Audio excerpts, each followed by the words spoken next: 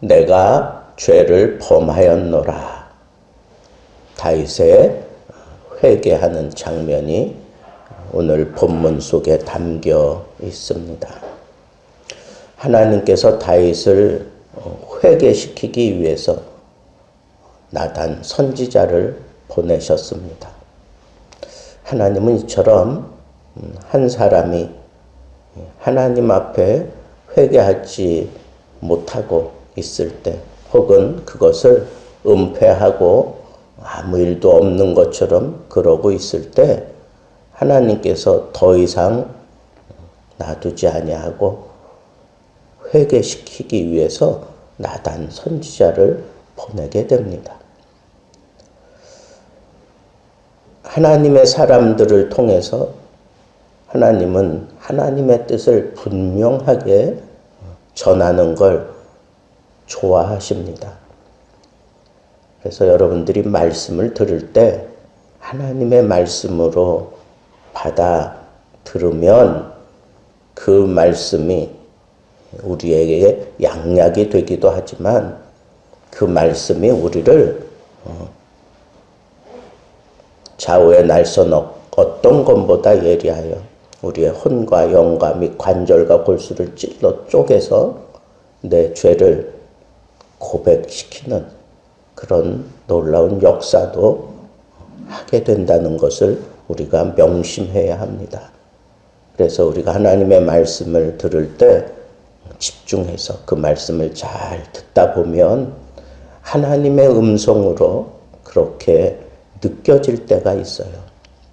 그때는 오늘 본문 속에서 다윗이 내가 여호와께 죄를 범하였노라 그렇게 분명하게 고백하는 그런 모습처럼 우리도 말씀이 나를 다스린다 하는 그런 생각이 들 때에는 집중하고 그 말씀이 내 폐부를 찌를 때 그때 다윗처럼 우리도 즉시 회개해야 됩니다. 즉시 회개해야 돼요. 오늘 다윗이 행한 이 회개는 참다운 회개예요. 그래서 내가 여호와께 죄를 범하였노라 그렇게 외쳤을 때 나단 선지자가 그 말을 받아서 즉시 얘기해요. 여호와께서도 당신을 용서했다. 당신을 사하셨다. 그렇게 얘기하고 있는 것을 보면 정말 다윗이 진실한 회개를 하나님 앞에 했다고 우리가 보게 됩니다. 그런데 여기서 저는 저는 설교자잖아요. 설교하는 사람이니까 참 나단이 한순간 되게 부럽다 하는 생각이 드는 거예요. 여러분, 다윗이 얼마나 치밀하게 죄를 저질렀어요. 그죠? 아주 치밀하게 죄를 범했는데 그 얘기는 뭐냐 하면 드러나지 않게 한 것도 있지만 또 하나는 그냥 무마시켜 버려도 될 만큼 누가 나중에 이 문제 가지고 감히 왕 앞에 따질 수 없을 만큼 그렇게 치밀하게 죄를 범했어요. 그것도 은밀하게. 그런데 그런 마음, 아주 멘탈을 딱 잡고 내가 아무 일도 없었다. 아니면 나는 죄를 지은 게 아니다. 뭐 이런 식으로 그렇게 거짓 포장하고 있는 사람들의 그 마음은 웬만하게 찔러가지고는 그거 꿈쩍도 안 합니다. 죄를 은폐하려고 드는 사람들에게 막 갖다가 찌른다고 그 죄를 다 고백합니까? 아니요. 더 숨기려고 들어요. 그런데 이 나단 선지자는 가서 임무를 수행하면서 나단이 비유를 들어서 그 마음을 흔들어 놨다는 것. 비유를 들어서 다윗의 마음을 흔들어 놓고 그 감정적으로 막 다윗이 노했잖아요. 그 비유를 듣고 난 다음에 그래서 그 부자, 악한 일을 저지른 그 부자는 마땅히 죽을 자다라고 그렇게 필요 이상으로 막 감정이 흥분해가지고 그럴 정도로 이 나단 선지자는 다윗의 그 감성을 건드리는 그런 비유를 들었어요. 그런데 그 비유는 누가 들어도 분명히 얘기하고자 하는 그 내용을 분명하게 전달합니다. 아주 쉽게. 그리고 그 감성을 건드리고 그냥 막 다윗이 스스로 그와 같은 죄를 저지른 자가 있느냐? 그는 마땅히 죽어 마땅하다. 그러면서 또 하나님의 말씀 그 원리를 또 끌어들이잖아요. 그는 4배로 갚아야 된다. 남의 것을 훔치면 갚을 때는 4배로 갚게 돼 있거든요. 그러니까 이런 하나님의 말씀의 기준을 끌어들이면서 스스로 그렇게 자기 목에 칼을 들이밀게 만들어 놓는 그런 비유를 나단 선지자가 들었다는 거예요.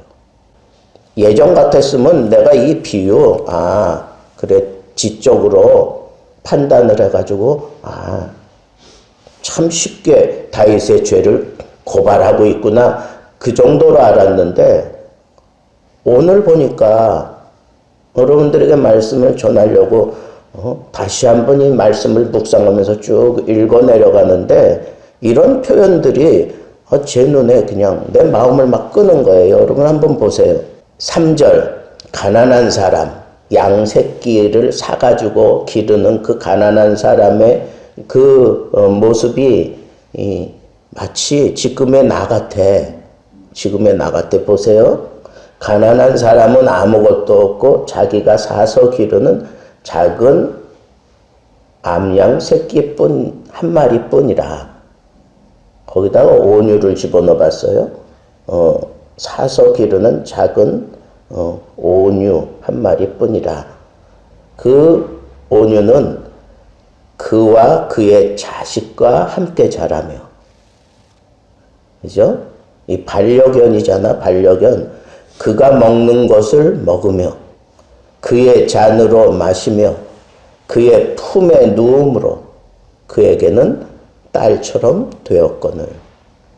야, 진정한 반려동물에 대한 그런 모습을 여기에 이게 확 들여놓은 건데, 그 이스라엘 백성들, 목축업을 하고 있는 이스라엘 백성들에게는 이게 그냥 아주 생생하게 한눈에 그냥 이렇게 확 그려지도록. 다윗이 목동 아닙니까?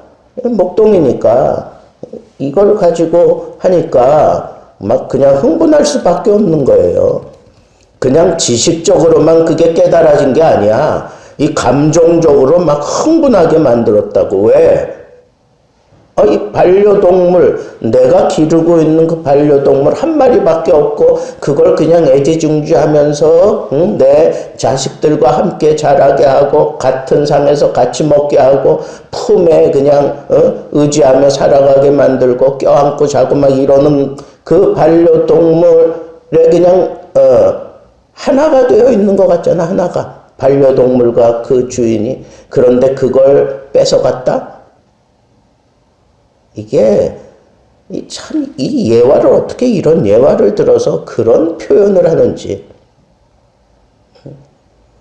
이게 우리나라가 이렇게 반려동물 문화가 이렇게 정착되어 있으니까 이 말씀이 생생하게 막 내게 오는 거예요. 예전에는 이런 감성적인 문제들을 제가 느끼지 못했어요. 근데 요즘에는 아니 그 막 그냥 갑자기 우리 온유가 생각나는 거예요. 그러면서 확 그냥 나도 꼭지가 돌더라고. 이랬단 말이지 뭐 이런 게. 어떤 사람을 설득시키는데 아주 좋은 방법, 최선의 방법은 억지로 은폐하고 숨기려고 마음을 딱 다잡고 있는 그 사람에게 술술술술 불게 만드는 가장 좋은 방법은 비유를 사용하는 것. 이 비유를 통해서 그 마음, 그거 무장을 해제시켜버리는 거예요. 여러분들이 정말 언어의 마술사가 되려고 하면 이렇게 비유를 통해서 사람들에게 정확하게 제시할 수 있는 그런 훈련을 좀 해야 돼요. 설교가인 저는 이 나단 선지자가 상당히 부러웠습니다. 자, 그것뿐이 아니에요. 이 다윗이 이렇게 막 흥분해가지고 그는 마땅히 죽을 자다. 4배나 갚아야 된다. 그러면서 막 그냥 화를 내고 있을 때 그 면전에다가 대고 나단 선지자가 뭐라 그래요? 당신이 그 사람이다. 그렇게. 당신이 그 사람이다. 그건 나단 선지자는 진짜 선지자예요. 막 흥분해서 죄에 대해서 악에 대해서 그런 사람이 내 나라에 있느냐 막 그러면서 흥분하고 있는 그 면전에다 대고 바로 당신이 그 사람이다 라고 그렇게 지적하는 그런 책망을 할 수 있는 선지자, 그게 바로 진정한 하나님의 선지자입니다. 그 책망 앞에 그냥 뒤통수 얻어맞은 그런 다윗은 그냥 그 자리에 고꾸라졌어요. 그냥 고꾸라졌어요. 그리고는 내가 여호와께 범죄하였노라. 내가 여호와께 범죄하였노라. 진실한 회개가 다윗의 입에서 터진 거예요. 회개는 지적인 요소가 거기 있어요. 그래서 이건 하나님 앞에서 하나님의 거룩을 해치는 잘못된 행동이다. 이 지식적으로 깨닫는 거예요. 두 번째는 감정적인 거예요. 감정적인 요소가 있어요. 그건 하나님을 반역한 죄에 대해서 슬퍼하며 애통하는 것. 슬퍼하며 애통할 수 있도록 그 감정의 호소가 있어요. 더 나아가서는 의지적인 요소가 있어요. 죄로부터 내면적으로 돌아섬과 그리고 외적으로 그 돌아선 것에 대해서 고백하고 그 돌아선 모습에 합당하게 생활하는 데까지 가야 그게 진정한 회개예요. 회개는 지정의 이 모든 게 한꺼번에 동원돼서 지적인 요소, 감정적인 요소, 의지적인 요소가 다 한꺼번에 그게 이루어져야 진정한 회개입니다. 그런데 이런 진정한 회개를 한순간에 그냥 다윗을 사로잡고 고백하게 만들었잖아요. 내가 여호와께 죄를 범하였노라. 내가 여호와께 죄를 범하였노라. 그렇게 회개하게 만들었다고요. 그러면서 하나님의 말씀을 분명하게 나단이 제시하고 있는 것을 볼 수 있어요. 저는 여기서 회개하고 난 이후에 하나님께서 그를 용서해 주시는 그런 모습도 보지만 그 용서도 하지만 그 죄에 대한 대가를 반드시 치르게 하시는 것도 눈여겨보아야 한다고 생각합니다. 그가 저지른 죄에 대한 그 대가를 받는 거예요. 첫째는 인격적으로 모욕당하는 그런 자리에 이르게 돼요. 그 죄에 대해서 스스로 어떤 인격적인 모욕을, 그 충격, 그것을 안고 살게 되죠. 사람들이 그 죄 문제를 거론하고 그럴 때 업신여기고 경멸하고 가볍게 여기고 무시하고 이거 감당해야 되는 거예요. 하나님이 용서했다 손치더라도 왕으로서 이런 파렴치한 짓을 저지른 그 대가를 톡톡히 당해야 되는 거예요. 인격적으로 모욕을 받고. 둘째는 단절돼요. 평화가 단절돼. 그 집에, 그 마음에, 그 생각에 단절이 됩니다. 왜? 칼이 내 집을 떠나지 아니하리라. 너의 삶 구석구석에 이 칼부림이, 칼바람이 떠나지 않을 거다라고 하는 그런 말씀을 하셔요. 또 그것뿐이 아니죠. 재앙이 너의 집을 사로잡고 내 집에 재앙을 일으키고 내 눈앞에서 너의 아내들을 빼앗아 내 이웃에게 줄 것이다. 그러니까 그 아내를 빼앗긴 우리아의 입장을 하나님이 이렇게 대변하는 거예요. 네가 남의 아내를 빼앗은 것처럼 너도 그런 아픔을 겪게 할 것이다. 그 사람들이 내 아내들과 더불어 백주에 동참하리라 하는 이런 일들이 나중에 압살롬을 통해서 그대로 재현됩니다. 또 이 일로 말미암아 여호와의 원수가 크게 비방할 거리를 네가 얻게 했으니 당신이 낳은 아이가 반드시 죽을 것이라. 죄의 결과로 태어난 그 아이는 반드시 죽을 것이다 라고 그렇게 말씀하고 있어요. 그러면서 우리에게 분명한 거 한 센텐스, 아주 강력한 센텐스 하나 남겼어요. 너는 은밀히 행하였으나, 너는 은밀히 이 모든 것들을 은밀히 행하였으나 하나님은 백주 대낮에 그에 대한 모든 일처리를 행할 것이다. 하나님 앞에 숨길 수 없다는 거죠. 저는 오늘 말씀을 묵상하면서 하나님이 정말 다윗을 사랑하시는구나. 그래서 그를 회개시키는구나. 겉으로는 그가 그렇게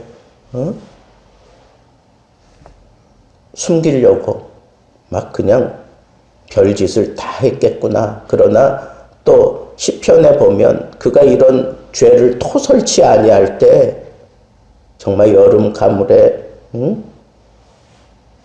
땅이 쩍쩍 갈라지는 것처럼 괴로워서 견딜 수 없어 하다가 이런 고발을 당하고 그는 침상을 썩히는 그런 회개의 눈물의 기도가 계속 이어졌던 것을 볼 때 다윗의 회개는 진정한 회개였구나 라고 하는 사실을 느낄 수 있습니다. 하나님은 우리가 이렇게 은밀히 행하는 것까지 다 파악하고 계셔요. 그리고 그 대가를 치르게 할 때에는 백주 대낮에 그렇게 치르게 하신다고 하는 죄에 대해서는 아주 엄격하신 이 하나님을 우리가 두려워해야 돼요. 그런 두려워하는 마음을 가지고 우리는 이런 죄를 짓지 않기 위해서 정말 발버둥 치며 살아야 되는 것, 그것이 바로 우리의 거룩함을 지켜가는 방법이구나 하는 사실까지 생각하게 되었습니다. 여러분, 회개는 어쩌면 아무나 하는 게 아닙니다. 회개야말로 하나님이 시키시는 거예요. 그런 감동, 그런 생각이 밀려올 때 다윗처럼 내가 죄를 범하였습니다. 내가 여호와께 죄를 범하였습니다. 즉시 회개하는 자가 하나님의 용서를 받고 그리고 하나님께서 베푸시는 복을 누릴 수 있습니다. 물론 대가는 치러야 되지만 회개의 탁월한 모습을 보일 수 있는 그런 경건한 사람들 되기를 주님의 이름으로 축복합니다.